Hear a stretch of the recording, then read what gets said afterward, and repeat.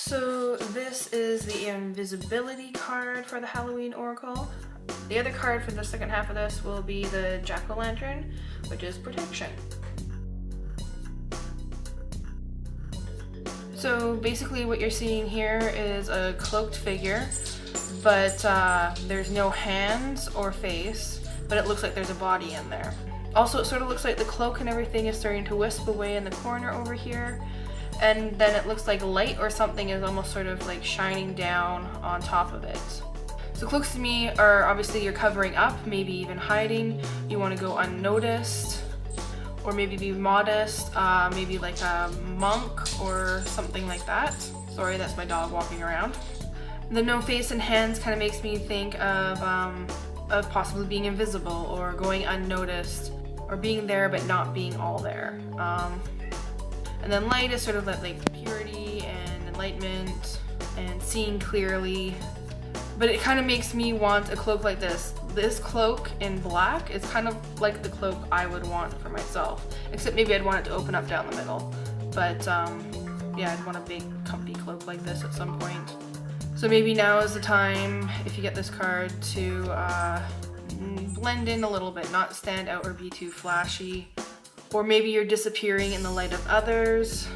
Do you blend in too much or aren't fully noticed? Are you fully present in the moment? Maybe that's part of it. So let's see what the book has to say.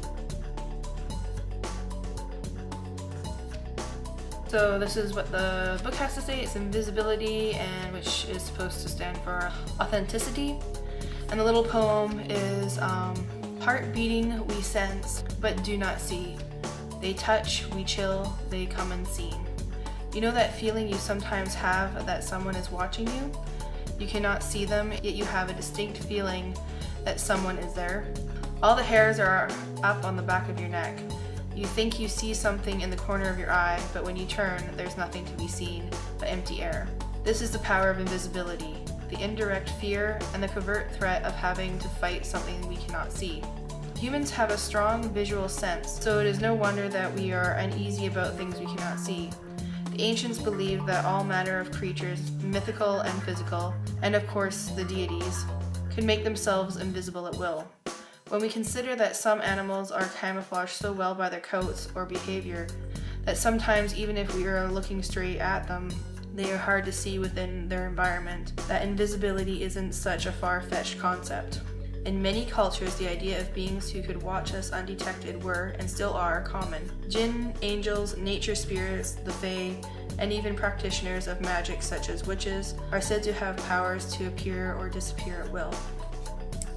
Later in literature and in the movies, invisibility becomes a common power, and we now have fictional superheroes that are invisible and even cloaks of invisibility.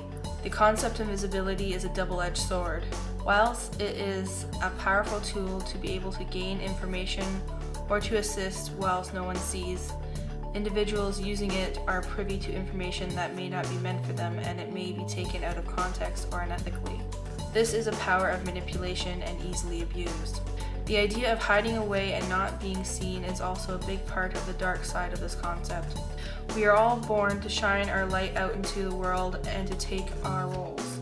Hiding our talents, not expressing our true selves, stealing others' ideas or work, and being someone else's rather than your authentic self are all aspects to consider should this card appear in your reading. So I kind of like this idea of it being a double-edged sword, and that it mentions that some things that are not meant for you may be taken out of context, and that's why they're not meant for you in that moment. But also the idea of hiding away and not letting your authentic self out is something you want to try to avoid.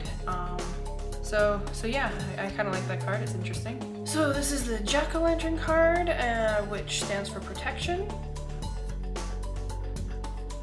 So this is a pretty straightforward basic card. It's your classic jack-o'-lantern face with the two triangle eyes, triangle nose, and a toothy mouth. There really isn't much more to this picture other than it's a dark background, it's sitting on some sort of stone surface, lit from the inside by a candle.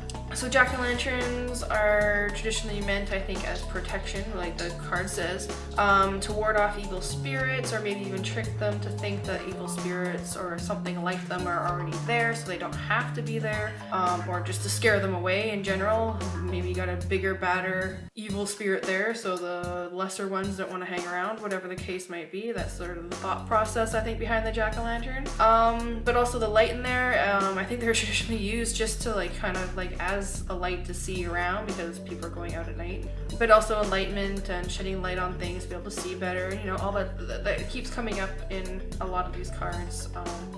But yeah, but it kind of reminds me of how every year since I was little, I don't know when it started, at least preschool onward, it was a tradition for me and my dad. I got to draw the face on the pumpkin and my dad would cut it out. He also took me trick-or-treating, so it was usually I'd come home from school, we'd cut the pumpkin right after school in the afternoon, and then I'd get ready to go trick-or-treating and my dad would take me trick-or-treating. But I've carried it on to this day. I still do pumpkins even though I have no kids around.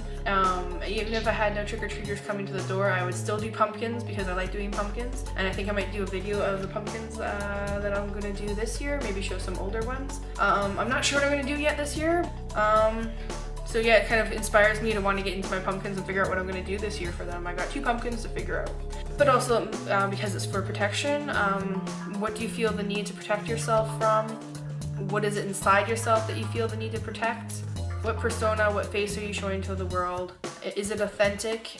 And if not, where is it coming from? Where is it coming from inside of you, the persona that you project out to the world? And are you using that persona to protect yourself? Or are you protecting somebody else? Or maybe it's time for you to let out your inner light and creativity instead of closing yourself with protection. Anyways, let's see what the book has to say. So it's jack-o'-lantern, which is protection, and the little poem is, oh Jack, let me carve my protection. Shine your fire outwards, evil, rejection, and reflection.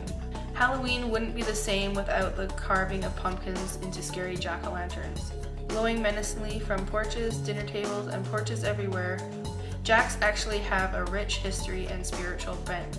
The original term for jack-o'-lanterns was will-o'-the-wisp, an old British term.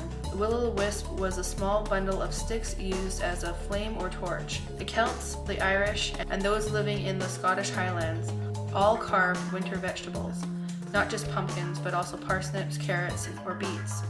The time around Samhain, or Halloween, was of course when the fae and goblins were said to be roaming wild, and so the lanterns were intended to be both scaring off the undesirable, and to light the way in the dark. Today, carving pumpkin jack-o'-lanterns has become an art in and of itself, and a true icon of Halloween. Intricate designs, both scary and funny, can be found in almost every home that celebrates the holiday. Both electrical lights and candles now illuminate the inside of lanterns. Know that you are protected and that you are capable of creating the life you want, and that the universe supports you in this should the Jack shine his light upon you. Boundaries are important to teach people how to treat us, and drawing this card indicates that you may wish to renew the ones that you have or to establish new ones. First of all, I didn't know that will-o'-the-wisp thing, and that's kind of cute. I like that. I don't understand. Well, I guess I can see how you could carve a beet, but it seems so small. I don't know how, I mean, maybe there's bigger beets than I've seen, but that seems awfully small to use for any sort of functionality. But I really like this back here, the last bit about being protected and creating the life that you want, and that the universe supports you in this. And also, of course, about boundaries. I completely agree 100% with what this says about boundaries are important to teach people how to treat us, and you may need to renew them or establish new ones. I feel like this card is like my card out of the whole freaking deck. A, because I love pumpkins, Halloween, it's a classic symbol of Halloween, and I love carving pumpkins, so all that, and then plus this just totally, this did it for me. This is my card, I think, out of the whole deck. So anyway,